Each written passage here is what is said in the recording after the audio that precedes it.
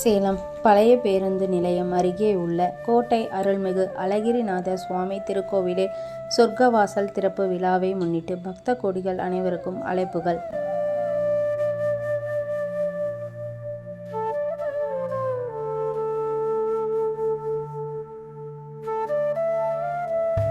சுந்தரராஜ சமம் ஸ்தானம் பிரம்மாண்டே நாஸ்தி கிஞ்சன.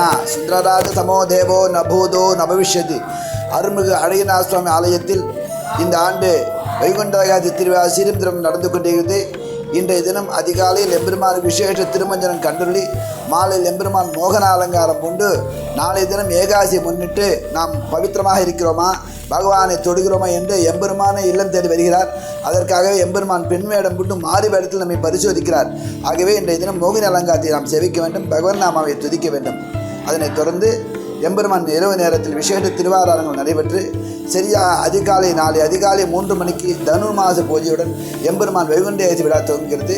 4 மணியிலிருந்து 4:30 மணிக்குள் சொர்க்கவாசல் சொல்லக்கூடிய பாலாலய வாசலில் புண்ணியாவாதனங்கள் விசேஷ திருமஞ்சனங்கள் செய்யப்பட்டு விசேஷ கும்ப திருமஞ்சனங்கள் செய்யப்பட்டு பரமவாசல் சொல்லக்கூடிய பாலாலய சொர்க்கம் திறக்கப்பட்டு ஷடாரியை வழியாக சென்று எம்பெருமான் துறை அடைகிறது. அதனைத் தொடர்ந்து விசேஷமான எம்பெருமான் உத்தரவாதத்தில் எம்பெருமானை அழைத்து சென்று ஆலை வளாகத்தில் வலம் வந்து எம்பெருமான் உத்தரவாதத்தில் நிறுத்தி சான்றோர்கள் பிறகு மரியாதை செய்யப்பட்டு அந்த சொர்க்கவாசல் மண்டபத்தில் எழுந்தள்ள பண்ணி ஆயிரக்கணக்கான தேங்காய் உடைக்கப்பட்டு எம்பெருமான் திருவாரம் கண்டொள்ளி நம்மாழ்வாருக்கு ஷடாரி மரியாதை சாத்தப்பட்டனர்.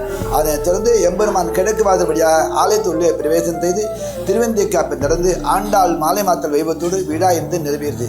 இந்த வைகுண்ட ஏகாதசி செவிக்க வேண்டுமானால் இகவர சுகமெல்லாம் கிடைக்க வேண்டுமானால் எம்பெருமானை வைகுண்ட ஏகாதசி தினத்தில் செவிக்க வேண்டும். ஏனென்றால் இந்த நன்னாளாண்டு நம்மாழ்வார் என்று சொல்லக்கூடிய ஷடகோபன் இயற்கை எய்திய நாள்.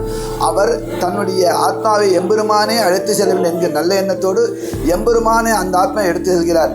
ஆகவே நாம் அந்த வாசல் வழியை சென்றால் பின்னொரு காலத்தில் நம்ம இயற்கை எழும்போது எம்பெருமானே நம் பரமகாலத்தில் அழைத்து செல்வார் என்ற தத்துவத்தை நிலைநிறுத்துவது வைகுண்ட ஏகாதசி திருவிழா. நாம் அனைவரும் ஒன்று கூடி ஆடி பாடி அமைந்து எம்பெருமாத்திரை சடாந்து பல்லாண்டு பாடுவோமாக. லோகா சமஸ்தா சுகினோ பவந்து. ஜெய் ஸ்ரீராம்.